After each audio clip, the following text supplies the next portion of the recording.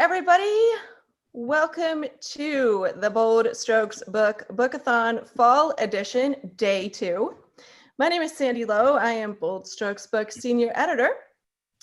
We are excited to have you join us for these sessions. So this panel is called Love in Turbulent Times. Is Romance Still Relevant? And we are hoping that the lovely Kris Bryant will join us soon. She's here. She's just having a little trouble with her video. Oh, there we go. See, spoke too soon. There we go. Perfect. All right, guys. Hey. All righty. So as I said, this is Love in Turbulent Times. Is romance still relevant? And I'm going to pitch a question. And before you answer it, I would just like you to do a quick intro, tell everyone who you are, the title of your most recent book, and kind of like what you're known for, what you write, what the genre is, or what your brand is, or something that's unique to you. Okay, so sorry if I talk. So the question is, what can romance novels offer readers during times of crisis or hardship? So what do romance novels offer our readers during particularly difficult times in their life? We'll start with Vali. I am Vali. I'm known for, I guess, killing people. Books. Let's start with, no, never mind. And not fucking with cats. Don't fuck with cats. My latest book is this one, One More Chance. No one actually dies in it. Just a little shocker aside from what I usually write. But no, it does deal with a very difficult subject. But I think what romance novels, because I think the name of the panel, I think it should just be called Everyday Romance. Because I think everybody goes through turbulent times. It doesn't have to have anything to do with a pandemic or, storms in the Gulf or anything like that. I just think when you love someone, it's not always wine and roses. But I think in times when people feel isolated, when they, for whatever reason, or they're facing something, because I remember one of the times that I actually read a lot of romances because you wanted to take your mind off of something, was when my mom was in the hospital. And I think that it gave you an escape. You want that happy ending for someone because at the moment, you're not living a very happy ending. So I think that they're relevant. I think that they're important to our lives today and everything that we're living through, not just, like I said, it has to do like the fact that, we have somebody in the White House who doesn't really respect a whole lot of people. So that's my answer. I feel like we do have a couple of White House books with some super awesome fictional presidents. Just if you're looking for a change, you can get one before November. Okay, Holiday Jane. We have a plethora of Janes on this panel, so I've made up cute little nicknames for our two Janes. Holiday Jane, introduce yourself for us, and why are romance novels important during difficult times? So I'm Holiday Jane Kolven. I thought I set it to display this on the screen to make it easier, but I don't know if it worked. What I'm known for is like nothing, like nobody knows who I am, but this is a book that I wrote that just came out that is behind me. You can see it. It's a really cute cover. I love the cover. So it's like funny, sort of. So I think that's maybe what I'm known for. Actually, it has a non-binary character, and my next book, which is coming out in April, also has a non-binary character who's also intersex. So that's sort of what I'm known for right now. Okay, so I think I was actually just chatting with someone on Twitter about this the other day, that I think everyone who's a panelist here and everyone who's attending, we obviously know that romance can be deeply political and deeply meaningful, but I think the notion that it's just throwaway books still persists. And I think actually, if we think of romance as escapist fantasy, then I would argue that we need that more now than ever, and that when life gets really grim, that actually it's not bad or avoidant to turn to fantasy. It actually can be optimistic and give you hope that there's another way that life could go eventually. So we just need to see our way through this darkness right now. That's my answer. That's cool. It definitely can be very comforting. Angie Williams, introduce yourself and tell us, why is romance novels important during times of crisis? I'm Angie Williams. This is my most recent book, Last Resort. And I only have 2 books, but I guess maybe I'm known for butch femme romances. That's kind of what I like to read. Although I read all of the lesbian. I think it's absolutely relevant, just because kind of the same thing everybody else has said. Like, you need an escape. There needs to be somewhere you can go to get away from the noise and just kind of fall into this world that doesn't have the same weight that the real world has right now. That's why I enjoy reading. Yeah, sometimes, fictional crises are a lot easier to take, because it's gonna all be resolved in the end. Yeah. Maybe. All right, Kris, how you doing? Oh, I'm doing okay. I like I say, I write kind of low angst romance, contemporary romance, and what I love about romance books is that it gives everybody hope. I love writing about hope. I love the whole concept of it. I think women probably have so much hope in their lives, more so than maybe love. And I think romance books really encourage the hope and give the idea that love can still exist at any age, whether you've just got out of this horrible marriage or relationship, or you can't find the one. I think it just gives people hope. And that is why I write, and that is why I read. I love that. It's a great answer. All right, Regency Yeah, Jane. time to think, though. True. So much better when you have time to think. Cough. All right, Regency Jane, also known as Jane Walsh, whose first book is just recently out with Bold Strokes. Tell us a little bit about you and why romance novels, what they can offer readers in times of crisis. Hi, I'm Jane Walsh, and my debut book, Her Lady to Love, is coming out November 1st, and I'm super excited about it. I write historical romance, specifically Regencies. So I like a lot of light, frothy, gossipy, kind of fun romance. Like, that's what I like to write, and I hope that you would like to read. So I think romance is important. First and foremost, I think the stability of it is really important to me. Like, it's, exactly what you're going to get. You're going to get the happily ever after or the happy for now. You're just not sure how you're going to get there. So there's still, there's problem solving, and there might be things that you have to overcome, but you know exactly where you're going. And I love that sense, like in an uncertain world, in times when like you're just not sure what's happening to you, you know exactly what you're going to get when you pick up a romance. And I love that. Yeah, that's a great answer, because often I think, when the world outside is so unpredictable, picking up a novel that you do know how it's going to end, because often people criticize romance novels for being predictable. But in this case, it's a real plus. So awesome. In lesbian novels, there's so many more lesbians than in real life. Except on this panel.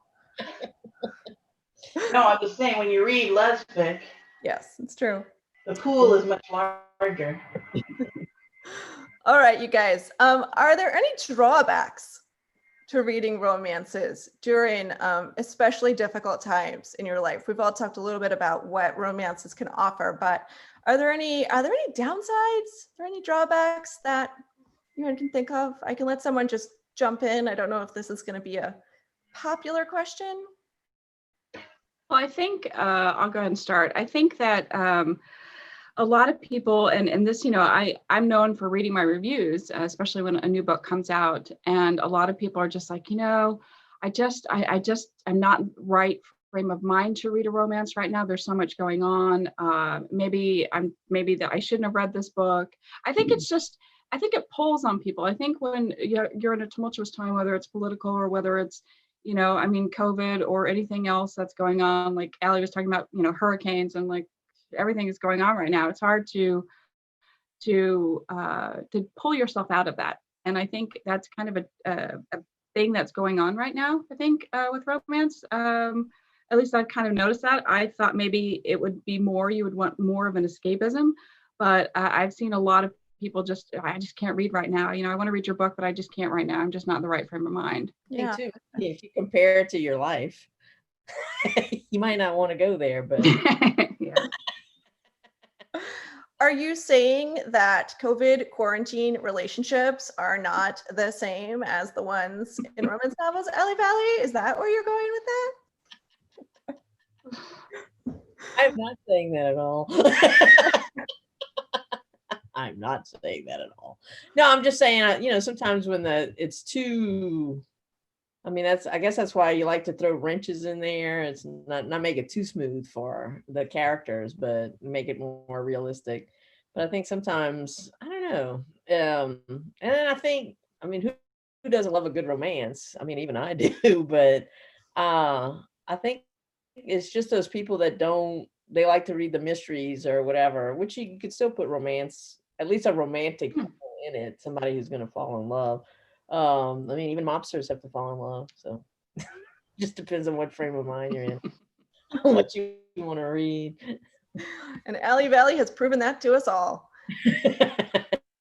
All right, so Kris and Ellie brought up a good question in terms of readers' kind of expectations and state of mind.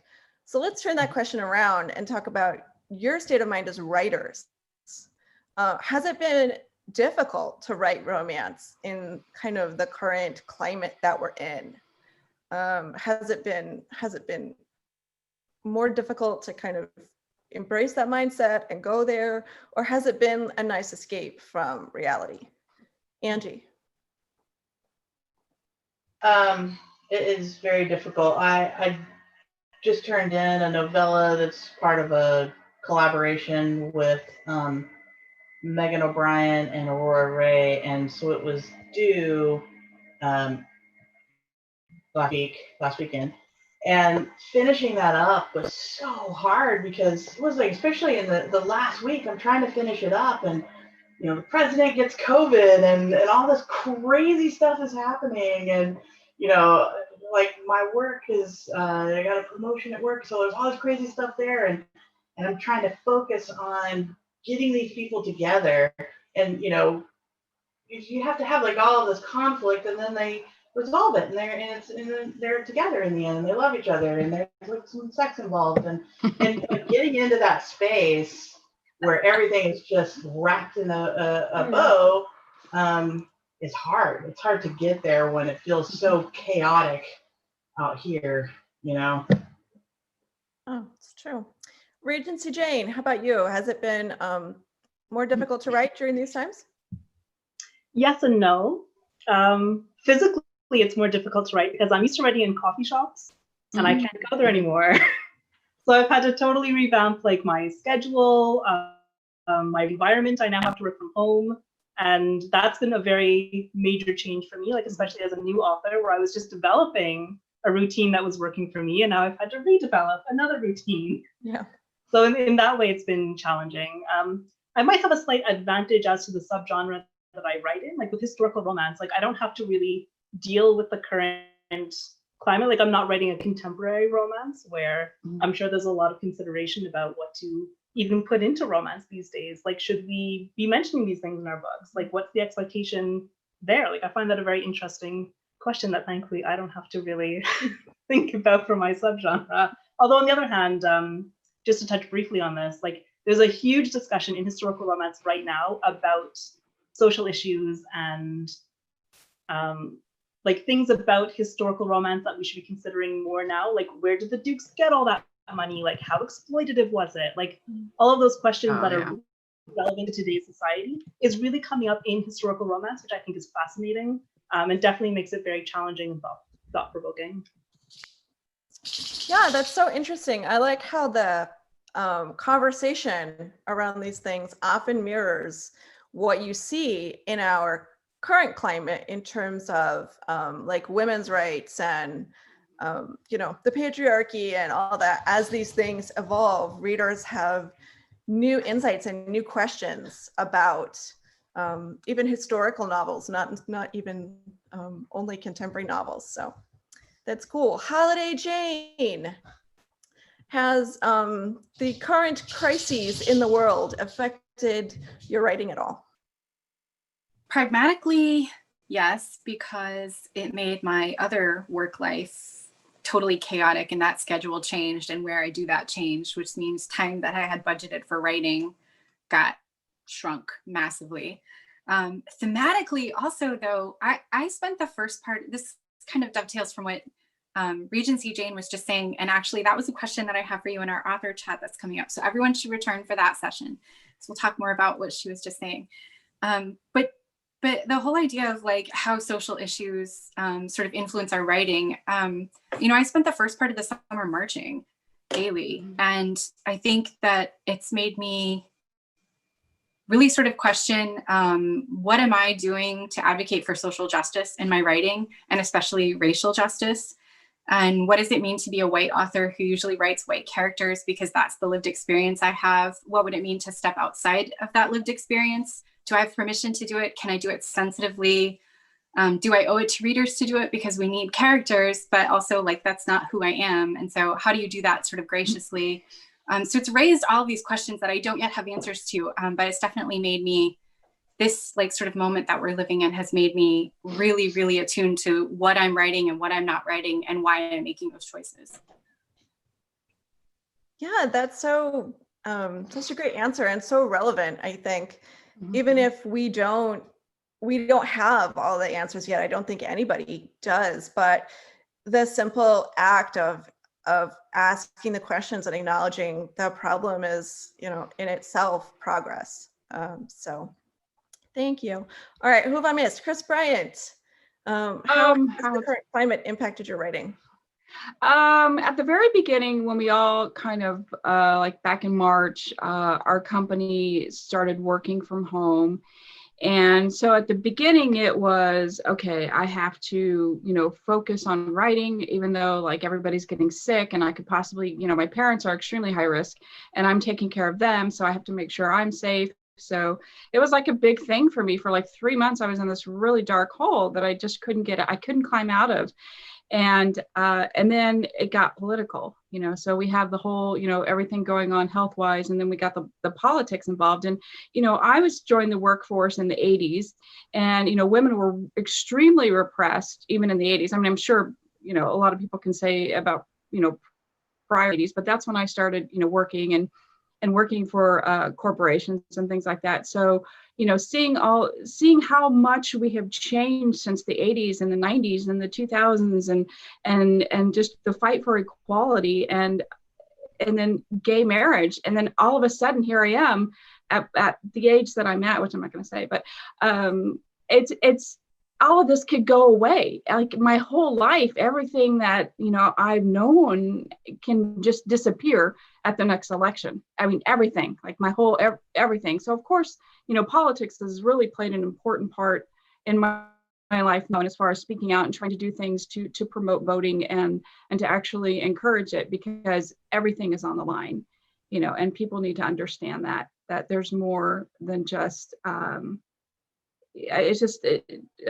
it's not going to go back to the way it was. We have to fight for it. And so that's really hit me hard too in writing. And all of a sudden I've got this really dirty mayor in my book, and I don't know where he came from. He just, you know, and our mayor in Kansas City, he's a nice guy, but you know, we've had back and forth online, and you know, on Twitter and social media has really affected things. And so all of a sudden now I've written a political character in my book. So it affects me. It's just, I'm still keeping up, you know, with the romance and things like that. But there was a lot of outside influence that's really affecting what I'm writing and how I'm writing it.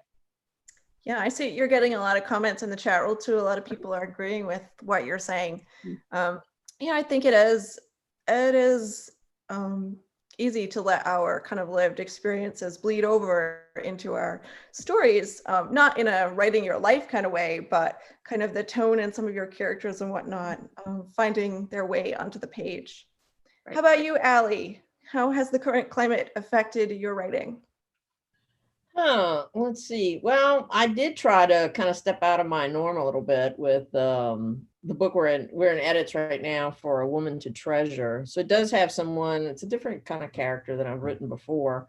So she is Moroccan, and she's come to the States and that kind of thing. So that was kind of a step out of my norm. But I usually do walk around the house muttering and screaming at my phone, Facebook or any kind of social media. So it is kind of difficult to then sit down, and we're doing the same thing. I've split my staff in half, not literally, but we work on opposite days so that I don't have an office full of people. So I work from home every other day.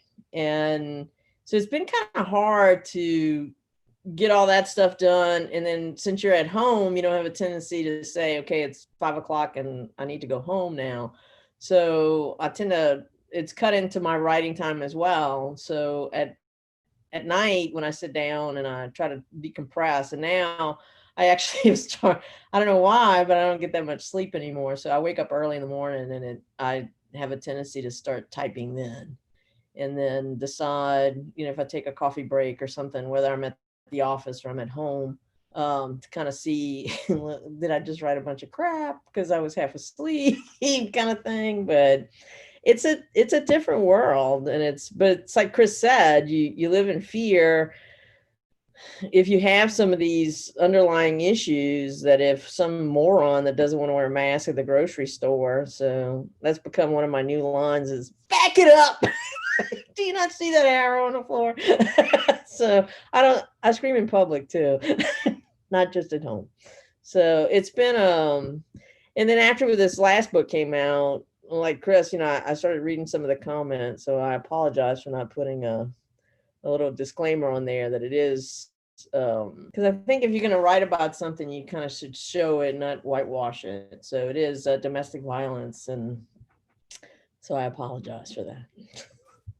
And I don't think there's any need to apologize. And there is a little note in the blurb now for that. I think there's a lot of merit in showing something genuinely the way that it is. So I also feel like Vali is the only person who would need to put a disclaimer on I split my staff in half. I feel like anyone else would have been like, of course you did. But Allie's like, not literally, you guys. All right. Okay, let me go through my list of questions. This one is probably not too difficult to answer right now. You might have to think back. But what do you draw on to write a character's experience of crisis or hardship or disappointment or kind of all the emotions that we're going through ourselves right now? What do you draw on within yourself to write that for your characters? Holiday Jane. Oh, you're on mute. I was just like, don't start with me. I don't know. I draw on all the shitty things that have happened to me in my life. And there's been some really big and really shitty ones, I guess. I don't know. I think that, wait, say the question again. What do we draw on when our characters are going through like crisis? Yeah, like what do you draw on inside yourself to write that in an authentic way? Oh, I don't know. I don't think that I know how to not do it in an authentic way. I think so much of who I am like always bleeds into my work. Mm-hmm. And there's always, whether like the character or the scene or the particular anecdote is fictional, like it's always like some real world parallel and definitely real world emotion that's kind of driving it. So if I write a sad book, it probably is because something horrible happened to me. Well, you're all enjoying that sad book. Please, remember this horrible thing that happened to Holiday Jane. What about you, Regency Jane? What do you draw on inside yourself to write characters going through difficult times? Well, I think Holiday Jane definitely said it best. Like, we all have shitty things that have happened to us in our lives. Like, Absolutely. Like I have, everybody has. And if I need to draw on those experiences, then I can. And I'm grateful that I don't have any trauma associated with those issues that allow me to do that, because I think that comes from a place of privilege, really. Like, so I guess I just think about my own things that have happened and make them happen to fictional people. Sure. Allie, I know sometimes you use like news and kind of like current events and things that you've read and places that you've been to draw on for your characters. Have you used any of those kind of elements to write difficult times for your characters?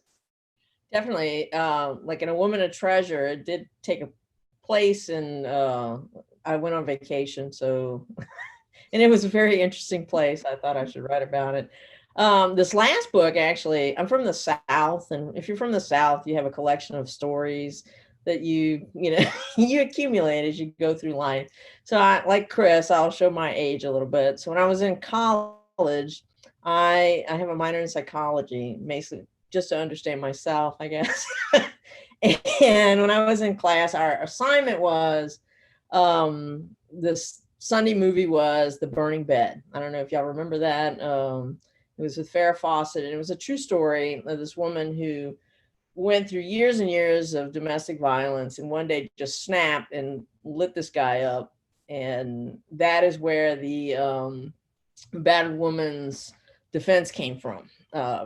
They took her to court for murder, and they found her not guilty once they talked about that. So when we came back to class on Monday, we were talking about this movie we had watched, and this girl I had gone to high school with was in my class, and she had started dating this guy like in the 6th grade. And she said, so the professor said, what did y'all feel about this movie? And I said, well, I could just never see myself going through years and years of domestic violence without, I would have burned this guy up like this first night. And so she told me, she said, you can't say that because you could be you don't know how you would act in that situation. And it was like, yeah, no, if you knew my mother, no, that would never happen. So she went on to tell me her experience of what happened to her. And that story stuck with me through all these years. And the very opening scene of One More Chance is actually kind of what happened to her. So it's a fictionalized character, it's still fictional, but I kind of drew from that. But sometimes it depends, like all the stuff with North Korea ended up in a book, Morocco ended up in a book. So you could take it from, if you're paying attention, and I take a lot of notes, I have a lot of notebooks so that I carry with me all the time. So it comes up with some great story ideas. Talk to Allie Valley for too long and you may end up in a book. All right, Angie Williams, how about you? What do you draw on to write your characters going through difficult times? Well, I think I saw that Janet Kudo kind of talked about this here too. I think as authors, most authors, especially romance authors, kind of have a heightened sense of empathy, and you have to be able to put that emotion into a book to draw the reader in. And I think that's what you do when you're writing and you're trying to identify how these people feel, how these characters would feel, and how they would get from that point to a better place, and the process they would go through. Yeah, I think that's true. Those kind of empathy and trying to kind of see it from someone else's perspective and what might happen to them is really valid. Kris, Bryant, what do you draw on to write your characters going through hard times? Well, I write in first person, so I'm kind of always in the head of my main character. So it's about imagination, sort of. I've already developed this character, and I know that she's different from me for this reason and that reason, or just all of her experiences. What kind of person is she? And then I think WWMCD, what would main character do? So it depends on like her experiences plus people my whole life. I mean, every day is an experience. So you draw from it. People react a certain way to certain situations. And so I think, okay, I know this character pretty well. How would she react in this particular situation? So I think it's a little bit about life experiences, people you know, and your imagination. What can romance novels teach us about handling difficult times? Because as much as we kind of say that romance is escapist and we're all after a happy ending, the characters go through a lot in the course of the book. They really kind of earn their happy ending. And so what do you think romances teach us that we can take away for dealing with difficult times in our own lives? Angie. I guess just perseverance. Like most romances that I read, I mean, they have to, right? They have to persevere. They have to want to get to that happy ending, or it's a really weird book. So, and I think that might be something that draws people to reading romances, is that you know you're gonna go on this journey with this character or characters, and there's gonna be a reward at the end. And as a reader, for me, I take that as kind of a reward for the characters and for myself. Like, we've done this together. We hand in hand. Let's go do this.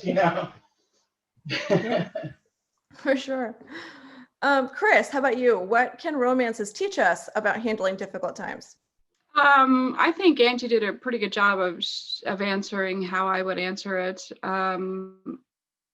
Just, we know that from page 1 to the end, somewhere it's going to break our hearts, but we know at the end it's going to end up well. It's going to be a good ending, and maybe how readers handle any sort of stress or anything in their own lives. Maybe they pick up on our main character's traits, and maybe they can appreciate this character enough to see, well, how would this person handle this too?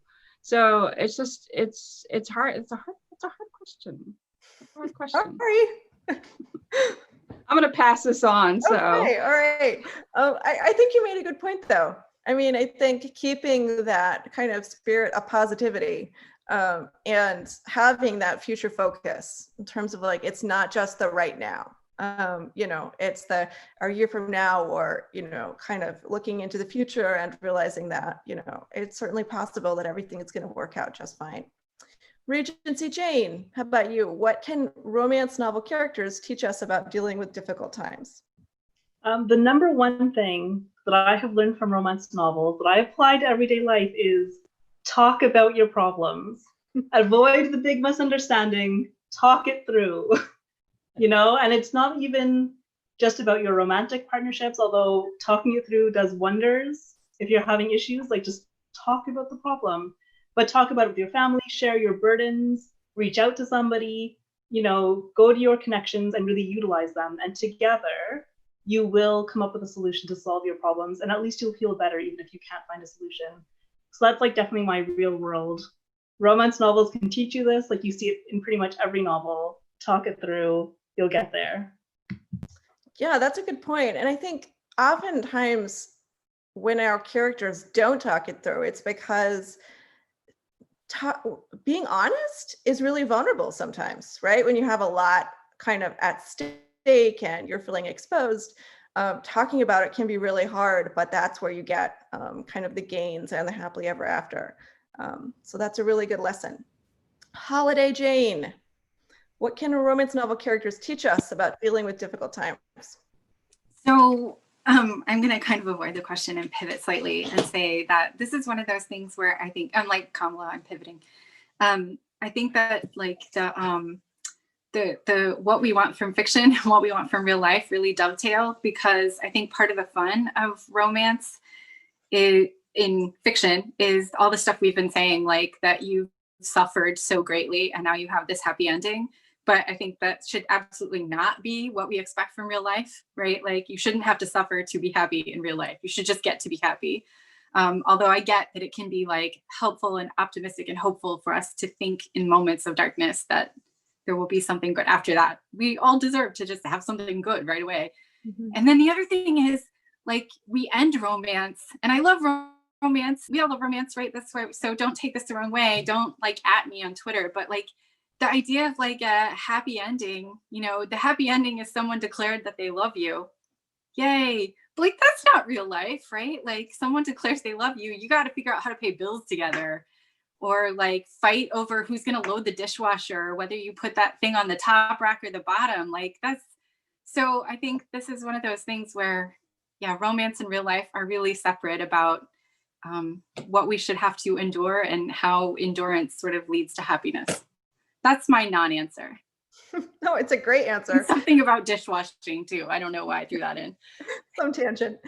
I think it's a really good point though, because that's kind of one of the criticisms of a romance, is that it ends at that point where, you know, they're kind of like in the honeymoon stage, right? And you don't see them really having to build a life together. So I think it's a kind of a good perspective to see how that would look, kind of like play out in our own lives and in this context, and what would our characters do, and are they going to be the same people, 5 years from now, and how is their relationship going to evolve? So those are always cool questions. Vali, what can romance novel characters teach us about dealing with difficult times? I think the thing that I've learned from romance novels, and some of the ones that actually I've written as kind of like therapy for myself, is that no matter who you are and what you're going through, that you have a phenomenal inner strength that will get you through whatever that problem might be. So, if one night somebody calls you and says your brother had this horrible thing happen to him and you have to make tough decisions, then you can crumple and fall apart, or you can figure out that you do have a way to get over it. And the way I dealt with it was I wrote a book, and it's fictional. Some of it's fictional anyway. Some of it was very, very real, but you can, just by putting one foot in front of the other and living and getting up every day, that you can make it through. And it's not just something in a book. That I think we all have it innately in us, that no matter what the problem is, what the tragedy, that you can get over it. That's true. I mean, I think that's also going back to what Holiday Jane was saying, that our happiness comes from ourselves. Like, yes, there is, the I love you at the end. There's this other person who, makes us feel all the feels, but ultimately it's what the characters, their personal growth, right? That really leads them to that place where they're able to accept this happiness. So I like that. It's very empowering. Alrighty, I am taking a question from the question bar. Is that what it's called? The question bar? That's what it's called, this panel. Is anyone writing about the pandemic, or about the hurricane, or about the political climate, or about something that is going on in our real lives right now? Is anyone incorporating any of these elements into their fiction? Kris Bryant's like, don't pick me. Don't pick me. Holiday Jane. I haven't done it lately, but when you live through something that is very tragic, that changes your world, like Katrina was a very defining moment that, again, you could use use writing. It would save you hundreds of dollars in therapy bills. But it's difficult to do, because in our case, and I think Jean and Greg will say the same thing, New Orleans was a different place. It's a different world than it was before Katrina. So you have to go out. I mean, some of it was fun, some of it was kind of very tragic, but when you start to write about it, you have to go out and look to make sure that these places still exist. Some of them did not. And we lost a lot of people, not just in the storm, but you lose people when they move away and then they don't come back. So I've done it. The pandemic, no, I'm not going to write about that. I don't think so anyway right now. Yeah, let's see how it ends first. Holiday Jane, how about you? Are you writing current events? Yeah, I actually just recently, I mean, this kind of fits in with what Ali was saying. I was recently looking at a manuscript I'd started in 2012, and everything had to be changed because marriage laws changed. And that was such a key part of the book, was how these characters were sorting out what they could and couldn't do and what they could legally have. And so that's kind of an awesome way to like incorporate today, because it turned out well for us. I'm not writing about the pandemic yet, but I think we'll probably have to eventually, because it's like a whole year of people's lives that was completely upended. So I'm not sure how we would write characters unless they lived in a universe that didn't happen. I think we'll have to like reconcile that everyone was like at home eating snacks and like living in PJs for a year at some point, right? But I do have something that's related to trans rights and trans equality measures in my forthcoming book. But I don't think I should say too much of it because it's supposed to be like kind of a surprise plot twist. But now I just told you all that there was a surprise plot twist. But that's all I'll say about that. But like, you know, bathroom bills, trans rights bills, all of that shit that shouldn't be a thing we're fighting comes up in my next book. Oh, cool. All right. And what's the title of that one? The Queen Has the Cold. It's coming out in April. With the surprise plot twist. There's at least one surprise plot twist. All right, Angie, how about you? Are you writing current events? No.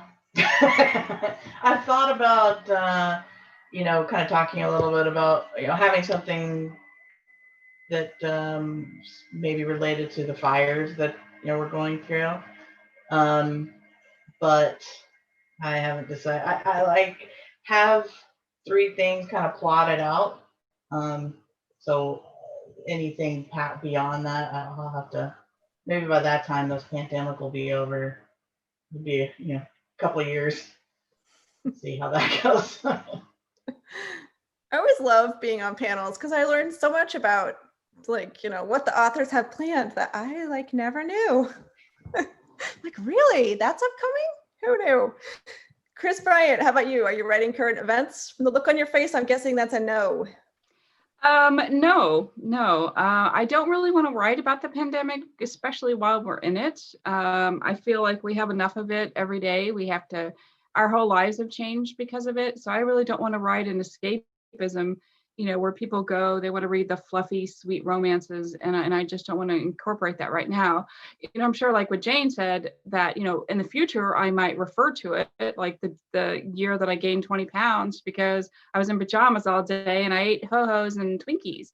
I mean, yes, that will probably come up, but I just feel like romances, you know, it is really much an escapism, and people really want to read things that aren't, or they know it's going to be a happy ending. You know, they know like if there is a pandemic going on, that we will have a cure, you know, from way back when. And even the swine flu, we got through that. I don't know. Did anybody write a book on that? I don't know.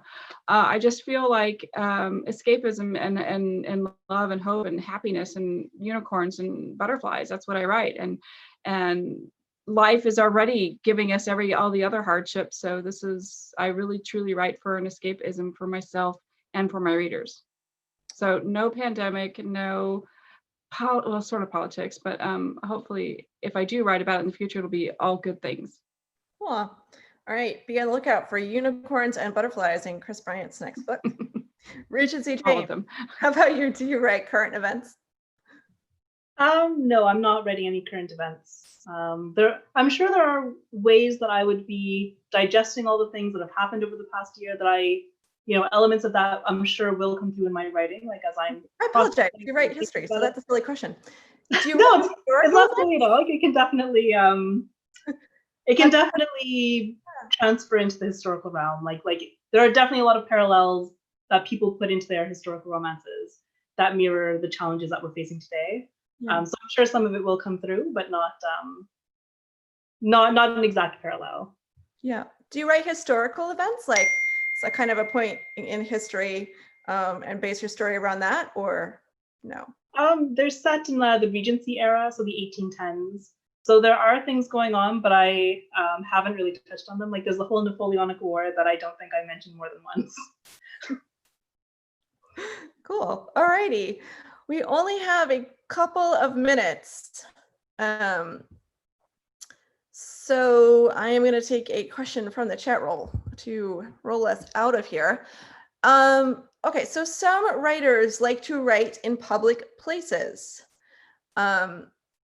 What sort of writing environment is right for you? Do you write, I guess nobody's really writing in public places right now, but what do you most prefer? Do you like to write in airports or in coffee shops? Do you like to write at home on your couch? What kind of setup works best for you? Vali. Well, I found now that writing with no pants on is very freeing since I've been stuck at home for weeks. No, I'm kidding. Sort of. I can write anywhere, but I do most of my writing actually in my pajamas with my little lap desk and my notebook and my trusty pens. But so that hadn't changed too much, but I do like to write in public places like at the mall. I haven't been to the mall in months, but or like Starbucks. The people at Starbucks know me. It's kind of like cheers. Hey, they know my name. So it's but most of my writing gets done in my PJs. So Man, okay, I'm gonna apologize to everyone. Can't take Vali anywhere. I think I just blushed. So you know, the next torture scene that you read in Allie's book, no pants on Vali during that scene. OMG. Angie Williams, how about you? What's the best writing environment? It's interesting because I'm married to an author, so I have limited, we have a 2-story house, but I have limited areas because we can't really write next to each other. I don't know why. I think it's mostly a rule that she has. Because I tend to ask a lot of questions and talk. So she usually writes in bed, hunched over, back hurting. And so I've been writing in our office, like sitting at a computer like a normal person. But I probably could write somewhere else. I'm pretty good at blocking out distractions. Cool. All right. Plus some insider info, you guys. Megan O'Brien writes in bed. All right. Regency Jane, what's your best writing environment? I know you mentioned that you used to like to write in coffee shops. Have you, that transition has been difficult for you? It has been difficult. I was a big weekend coffee shop, like a few hours on both Saturday and Sunday mornings. And the coffee shop has everything. It's got coffee, it's got snacks, it's got distractions, but it's also very focused and there's good music. And it's just really perfect for me as a writer. And at home, I'm managing. I have an endless supply of tea, which is very helpful. It makes me feel a little bit like I'm at the coffee shop, but there's always things to do at home. There's laundry, there's cooking, there's dishes. There's more distractions. So my ideal preference really is coffee shop. Yes. Hopefully you'll be able to get back there soon. Hopefully. Kris Bryant, what's your ideal writing environment? I love writing in areas where there's a lot of people. I like a lot of noise. I know a lot of people don't like that, but it feeds something inside of me. So I can be in a coffee shop, I can be at an airport, anywhere where there's a lot of things going on. Some part of my brain focuses on that, and then I can focus on writing. I don't like quiet time. Even if I'm just like on my couch, I have to have the TV on, or I have to be texting or talking or listening to the radio. I have to have so much going on. So I can pretty much write anywhere. I do miss the coffee shops though. Yeah, that's a cool skill, I think, to be able to write anywhere in any kind of situation. Holiday Jane, take us home. Where do you like to write? Well, this is kind of weird and unprofessional, but like I never learned how to sit in chairs comfortably or like properly. Like right now, you guys can't see it, but I'm like crooked and like upside down and my legs are all pretzeled, and it's like I just don't know how to sit in chairs. So if I'm gonna like write for a long time, I just have to do it in bed, and then I can have like little pets around me. And so I'm usually just in my pajamas in bed writing, it just doesn't sound very professional at all. Oh, that's adorable. I love it. All right. Thank you so much for tuning in to Love in the Turbulent Times. Is romance still relevant? I think we have all agreed that it is. Please join us for our next session, which I should know what that is. Oh, I just closed my window. Sorry. Please join us for our next session. We will be here all day today, all day tomorrow. Thank you to our amazing authors, Vali, Angie Williams, Jane Kolven, Jane Walsh, and Kris Bryant. And we will see you again in about 10 minutes. Thanks, everybody. Thanks. Bye. Thank you.